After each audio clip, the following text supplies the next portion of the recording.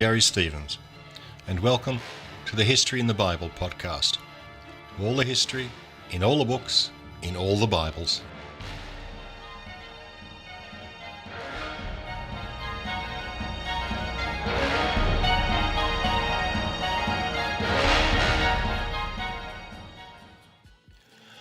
Episode 1.18, The Holiness Code. In the last episode, we discussed the first half of the book of Leviticus. With chapters 11 to 15 of Leviticus, we reach the most intimate of the regulations prescribed by the book, those on impurity, tumor. Tumor is often translated as contamination, defilement, pollution, or uncleanness. But it has nothing to do with hygiene and medicine. Being covered in poo does not make you impure. In the peace source, impurity is like an atmospheric coating enveloping a person or object. It is not the same as modern notions of filth or dirt. Rather, it is a simple fact of life. Leviticus distinguishes between holy and common on the one hand, and pure and impure on the other. To be holy is to belong to God. But only pure things can become holy. It is a prerequisite. A pure object or person is qualified to become holy, but not holy by itself. Now, there is nothing wrong in being impure, nothing sinful about it. Impure objects are not morally bad.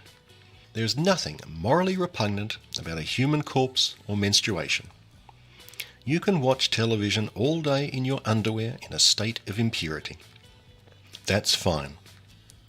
But what you cannot do is turn up to temple. You are impure and unfit to approach the most holy God. A holy object loses its holiness if it comes in contact with an impure object or person. Leviticus is full of ways to remove impurity. Once rendered pure, the object is still common. To make it holy, perhaps you anoint it with oil or sacrifice it on an altar. Becoming holy is a two-step process: purification, then sanctification. Unlike the sacrificial commandments, the dietary laws of chapter 11 of Leviticus are still followed by observant Jews today. It's easy to make fun of these laws. I was brought up in the Anglican tradition, which has no dietary restrictions. At least I can't remember any from Sunday school. Australians like myself do have sacred animals that we are not supposed to eat. Dolphins, koalas, cats, possums. On the other hand, there's no problem with eating kangaroos, emus and crocodiles. You can buy these in most supermarkets. Scholars have attempted to discern patterns in the Israelite dietary laws without much luck. Pigs are called impure. Lobsters and prawns are not just impure, they are detestable things, abominations. All insects but locusts, crickets and grasshoppers are forbidden. Why? We don't know. In some cultures, stir-fried cockroaches are considered a real treat, so it can't be for hygiene reasons. Leviticus describes insects as four-legged, when it must have been obvious that insects have 6 legs. Why the misdescription? We don't know. Some of the prohibitions in chapter 11 are not about eating, but about death. You are impure until sunset if you touch the carcass of a mouse or lizard, but you are not actually forbidden to eat them. Leviticus holds that contact with corpses is one of the most important ways of becoming impure. In 8 sad verses, Leviticus 12 describes how a woman must be purified after childbirth. She is impure for 14 days if she has born a girl, for a week if she has born a male. How sexist is that? Nothing said about the husband. To really retrieve her purity, she must sacrifice a sheep or 2 pigeons. Like many societies, the Israelites viewed women mainly as a way to produce more men. The priests in particular were wary of women, with their inseparable connection to the generation of life. Because women were the only way to produce more men, they could not do without them. So the priests had to regulate them, of course. Chapter 13 heads straight into crazy territory with a lengthy discussion of skin disease. Tzura'at. I hope I pronounced that halfway right. This was traditionally translated as leprosy, but was almost certainly more like some sort of generalized skin disease like psoriasis. Tzura'at is one of the most important ways of becoming ritually impure. The rules go on and on. Are you ready? Long quote. Leviticus 13:2. When a person has on the skin of his body a swelling, a rash, or a discoloration, and it develops into a scaly affection on the skin of his body, it shall be reported to Aaron the priest. The priest shall examine the affection on the skin of his body. If hair in the affected patch has turned white, and the affection appears to be deeper than the skin of his body, it is tzura'at. When the priest sees it, he shall pronounce him unclean.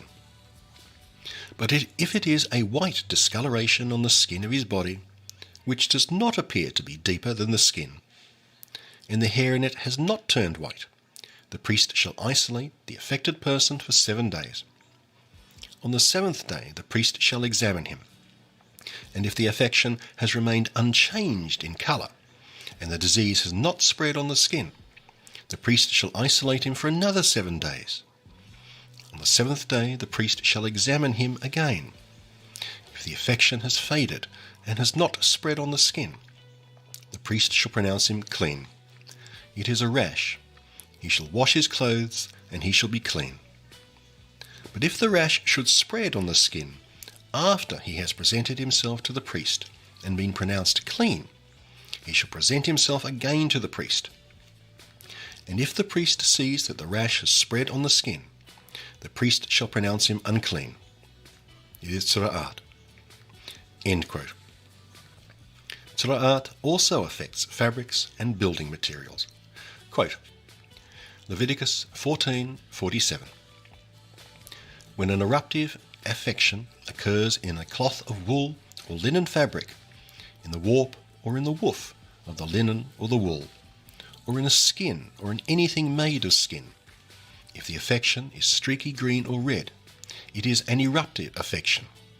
It shall be shown to the priest, and the priest, after examining the affection, shall isolate the affected article for 7 days. End quote. In the neighbouring societies that the Israelites knew, priests would have cured these conditions with exorcism to remove demons or other magical rites. The Israelites would have none of that. The priest was there strictly to diagnose, not to cure. Of course, Leviticus has to throw in a bunch of rules on menstruation, because men just have to police that. Genital discharges are the third major source of ritual impurity, after touching corpses and psoriasis. Quote, Leviticus 15:19. When a woman has a discharge, she shall remain in her impurity 7 days. Whoever touches her shall be unclean until evening. Anything that she lies on during her impurity shall be unclean, and anything that she sits on shall be unclean. Anyone who touches her bedding shall wash his clothes, bathe in water, and remain unclean until evening. And anyone who touches any object on which she has sat shall wash his clothes, bathe in water, and remain unclean until evening. And if a man lies with her, her impurity is communicated to him. He shall be unclean 7 days, and any bedding on which he lies shall become unclean. End quote. In the final chapter of this section, chapter 16, Leviticus describes an annual ritual to be conducted on the Day of Atonement or Purgation, Yom Kippur. Israelite religion marked off certain days as holy, separated from common time by rules that marked them as special. Holiest day of all was Yom Kippur, Sabbath of Sabbaths. For such an important day, Yom Kippur rates only 5 mentions in the entire Old Testament, and only in the P and H sources. It is unknown to E, J, and the prophets. It was on this one single day in all the year that the high priest was allowed to enter the innermost shrine of the tabernacle or temple, the area containing the ark and God's throne. Long quote. Leviticus 16:7. Aaron shall take 2 he-goats and let them stand before Yahweh at the entrance of the tent of meeting. And he shall place lots upon the 2 goats, one marked for Yahweh and the other marked for Azazel. Aaron shall bring forward the goat designated by lot for Yahweh, which he is to offer as a sin offering, while the goat designated by lot for Azazel shall be left standing alive before Yahweh. The bull of sin offering and the goat of sin offering, whose blood was brought in to purge the shrine, shall be taken outside the camp, and their hides, flesh, and dung shall be consumed in fire. He who burned them shall wash his clothes and bathe his body in water. After that he may re-enter the camp. And this shall be to you a law for all time. In the 7th month, on the 10th day of the month, you shall practice self-denial, and you shall do no manner of work, neither the citizen nor the alien who resides among you. For on this day atonement shall be made for you to cleanse you of all your sins, so you shall be clean before Yahweh. It shall be a Sabbath of complete rest for you, and you shall practice self-denial. It is a law for all time. The priest who has been anointed and ordained shall make expiation. He shall purge the innermost shrine. He shall purge the tent of meeting and the slaughter site. And he shall make expiation for the priests and for all the people of the congregation. End quote. The ritual rids the tabernacle or temple of a year's worth of grime, in a sort of theological spring cleaning. And it also rids the Israelite community of a year's worth of pollution by sending Israel's impurities into the desert on a scapegoat for the demon Azazel. This reference is one of the very few times that a demon is mentioned in the Old Testament. Unlike Canaanite religion, Israelite religion usually strongly rejected the idea of demons. Demons are much more popular with the authors of the New Testament. The final chapters of Leviticus 17 to 27 are known to modern scholars as the Holiness Code. From changes in the technical language, scholars assign these chapters not to the author of the earlier chapters of Leviticus, the P source, but to an author simply known as H. The first 16 chapters of Leviticus established the holiness of the tabernacle and the priests. The Holiness Code extends that to the entire people of the Israelites. In Christianity, holiness is regarded as a moral quality, incorporating ideas such as compassion and forgiveness, not in the Old Testament. God's holiness is his essential otherness, his separation from all that is not divine. Throughout H, holiness is conceived as a radiation or a fusion from God, infusing everything with which it comes into contact. It transforms these things into God's personal property. The Israelites can absorb this effusion by performing all the commanded deeds and avoiding all the prohibited actions. In the Holiness Code, we hear for the first time that holiness is not confined to the tabernacle and the priesthood, but rather that the whole people can and must obtain holiness. The P source is fixated on the rituals of the priests and the blood sacrifices. The Holiness Code takes that many steps further, laying down elaborate rituals for all the Israelites. Where P is only interested in the laws for the priests and the tabernacle, H provides laws for the whole people in every area of their lives. Blood, of course, is a central preoccupation of the Holiness Code, as it was to the P source. But in the peace source, an animal's blood is God's sacred cleansing solution, the theological betadine. It is splashed upon the slaughter site to decontaminate the tabernacle. The Holiness Code has a very different view. Quote, Leviticus 17:10. And if anyone of the house of Israel or of the strangers who reside among them partakes of any blood, I will set my face against the person who partakes of the blood, and I will cut him off from among his kin. For the life of the flesh is in the blood, and I have assigned it to you for making expiation for your lives upon the slaughter site. It is the blood as life that affects expiation. End quote.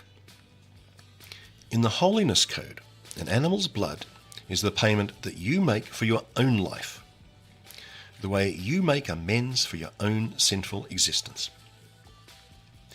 H also insists that the Jews cannot simply kill domestic livestock for food. Livestock must be offered at the tabernacle as sacrifices for the priests. Leviticus 18 starts by declaring that the Israelites must not practice the perversions of the Egyptians and the Canaanites. Here's a selection of these perversions. Quote, and I'll start with Leviticus 18:9. The nakedness of your sister, your father's daughter, or your mother's, whether born into the household or outside, do not uncover their nakedness. Do not uncover the nakedness of your brother's wife. Do not marry a woman as a rival to her sister and uncover her nakedness in the other's lifetime. Do not come near a woman during her period of uncleanness to uncover her nakedness. Do not have carnal relations with your neighbour's wife and defile yourself with her. Do not allow any of your offspring to be offered up to Moloch, and do not profane the name of God. I am Yahweh. Do not lie with a male as one lies with a woman. It is an abhorrence. Do not have carnal relations with any beast and defile yourself thereby. And let no woman lend herself to a beast to mate with it. It is perversion. All who do any of these abhorrent things, such persons shall be cut off from their people. End quote. Leviticus goes on and on about whom a man can have sex with, but it never prohibits a man from having sex with his own daughter. You have to wonder about that. The verses I just quoted contradict Deuteronomy's command for a man to marry his brother's widow. They also prohibit Abraham's marriage to his half-sister Sarah and Jacob's marriage to the sisters Rachel and Leah. Medieval scholars, both Jewish and Christian, held that the patriarchs followed all the commandments of the Torah, although the Torah was yet to be written. They ran around like headless chooks, trying to explain how the patriarchs obeyed the Levitical injunctions. A simpler explanation is that the stories of the marriages of Abraham and Jacob were unknown to the author of the Holiness Code. What is interesting is the rationale behind prohibiting these crimes. Quote, Leviticus 18:24. Do not defile yourselves in any of those ways, for it is by such that the nations that I am casting out before you defiled themselves. Thus the land became defiled, and I called it to account for its iniquity. And the land spewed out its inhabitants, for all those abhorrent things were done by the people who were in the land before you, and the land became defiled. So let not the land spew you out for defiling it, as it spewed out the nation that came before you. End quote. These crimes defile the land, God's holy place, not the people, but the land. This and Deuteronomy chapter 9 make it clear that the Israelites are given Canaan not because of their own virtues, but to rid God's holy land of the perverted Canaanites. The penalty for these perversions is not death, at least not in Leviticus chapter 18. It is karet. translated as being cut off from the people. Now, while that sounds like a form of ostracism or excommunication, it was never interpreted like that by the rabbis. They understood it as a form of punishment to be inflicted by God, not by humans. Some held that it meant the sinner's death before the age of 60 by some divine means. Others held that it meant childlessness, the extinction of one's line. The great medieval scholar Maimonides argued that it meant the annihilation of the soul in the hereafter. Many of the laws in chapter 18 are repeated in chapter 20, but with somewhat more force, and this time the penalty is death. Death for adultery, death for insulting your parents, death to those who see ghosts.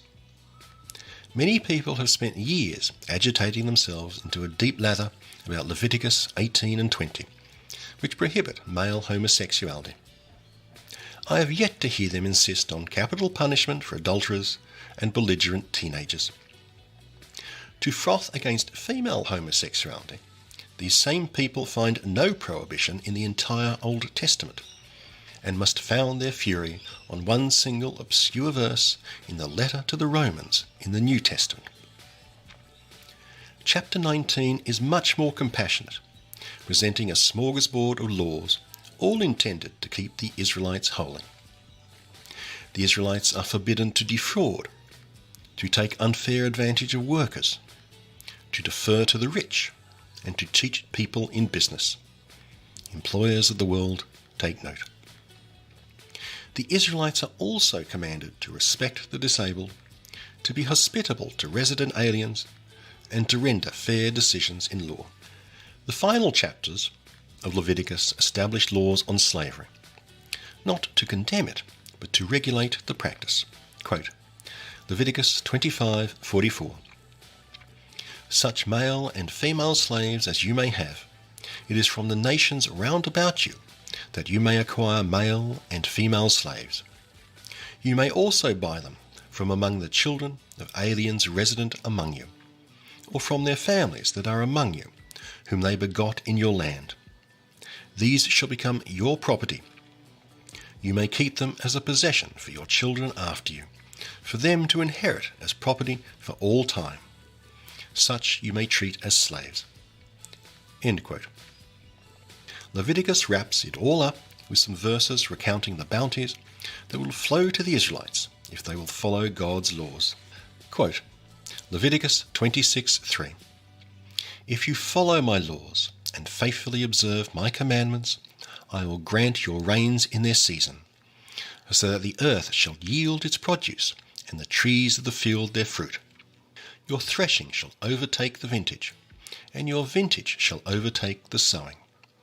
You shall eat your fill of bread and dwell securely in your land. I will grant peace in the land, and you shall lie down untroubled by anyone. I will give the land respite from vicious beasts, and no sword shall cross your land. You shall give chase to your enemies, and they shall fall before you by the sword. 5 of you shall give chase to 100, and 100 of you shall give chase to 10,000. Your enemies shall fall before you by the sword. I will look with favour upon you, and make you fertile and multiply you, and I will maintain my covenant with you. End quote.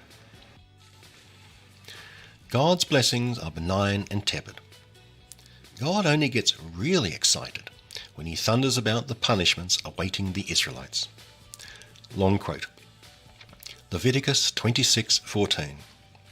But if you will not obey me, and do not observe all these commandments, if you spurn my statutes, and abhor my ordinances, so that you will not observe all my commandments, and you break my covenant, I in turn will do this to you. I will bring terror on you, consumption and fever that waste the eyes and cause life to pine away. You shall sow your seed in vain, for your enemies shall eat it. I will set my face against you, and you shall be struck down by your enemies. Your foes shall rule over you, and you shall flee, though no one pursues you. And if in spite of this you will not obey me, I will continue to punish you sevenfold for your sins. I will let loose wild animals against you, and they shall bereave you of your children and destroy your livestock. They shall make you few in number, and your roads shall be deserted. If in spite of these punishments you have not turned back to me, but continue hostile to me, I myself will strike you sevenfold for your sins. I will bring the sword against you, executing vengeance for the covenant. I will send pestilence among you, and you shall be delivered into enemy hands. But if, despite this, you disobey me, and continue hostile to me, I will continue hostile to you in fury. I, in turn, will punish you myself sevenfold for your sins.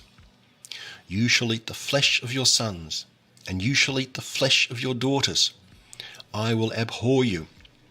I will lay your cities waste, will make your sanctuaries desolate, and I will not savour your pleasing odours.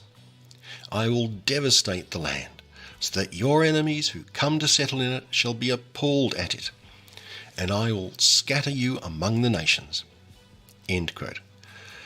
Oh, my goodness, that was impressive. I'm still quaking.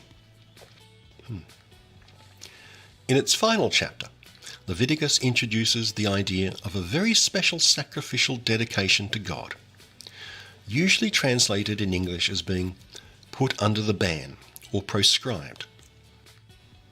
The New Revised Standard Version and the Shocking Bible translate it as devoted to destruction. The verb in Hebrew is cherem, or something like that. The Shocking Bible perhaps captures the meaning best. Quote, Leviticus 27:28.